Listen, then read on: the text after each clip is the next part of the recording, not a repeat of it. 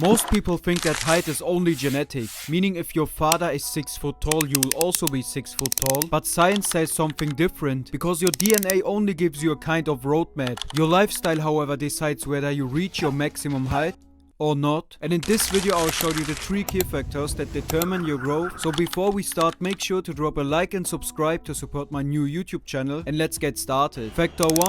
Movement. Listen, your body doesn't grow by magic. You have to force it to grow. And that stimulus comes from movement. When you jump rope, sprint or lift weights, you put pressure on your bones and muscles. That pressure tells your body that it's time to get bigger and stronger. On top of that, your body releases growth hormones, which are essential for both height and muscle growth. So here's what you should do. First, jump rope and sprint, ideally 3 times a week, and make sure you're doing fast and explosive movements because they wake up your body. And if you don't know how to jump rope, you can check next week's video because there will be a tutorial for this. Second, push-ups, pull-ups and squats, preferably 2 or 3 times a week. These exercises, as we know, build muscle. Include them in your current routine, but if you are a beginner and don't have one yet, here are a few examples that will give you a broader frame which makes you look taller. And trust me, people really think you're taller. I've heard that several times already while bulking, and that's not just talk for the video. Third, stretch daily. Stretching corrects your posture and releases tight muscles, which you won't even realize until they truly loose. And that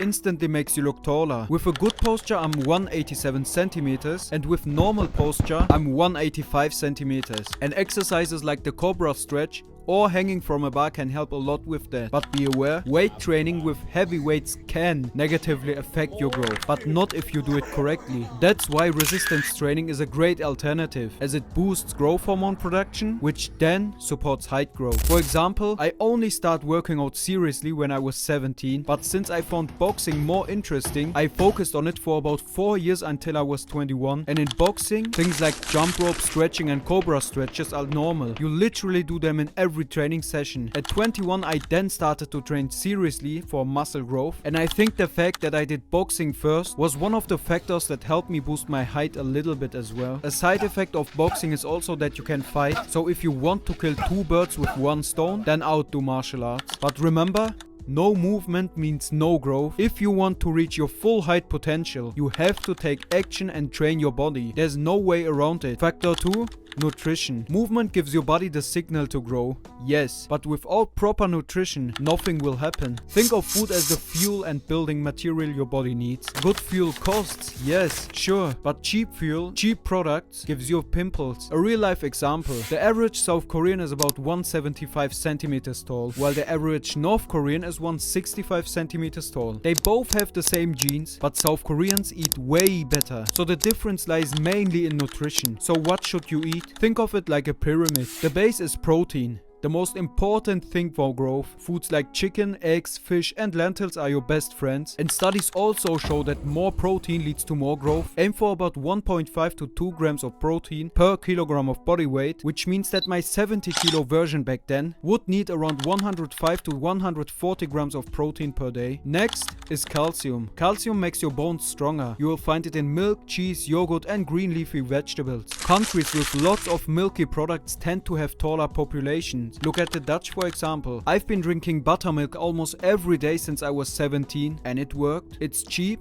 and effective. Then zinc. Zinc helps with bone growth and increases testosterone. It's found in red meat, eggs, pumpkin seeds and lentils, but you can also get it as a supplement. And finally, boron. Boron helps your body use all these nutrients effectively, and you will find it in avocados, raisins, almonds and plums. If you eat a balanced diet with these nutrients, your body will have everything it needs to build muscle, strengthen bones and reach your full height potential. So remember, movement is the signal, nutrition is the fuel. Without both, there's no growth. Factor 3. Recovery. Growth does not happen during training. It happens during rest, especially during sleep. Your body releases the most growth hormones during deep sleep, mainly between 11 p.m.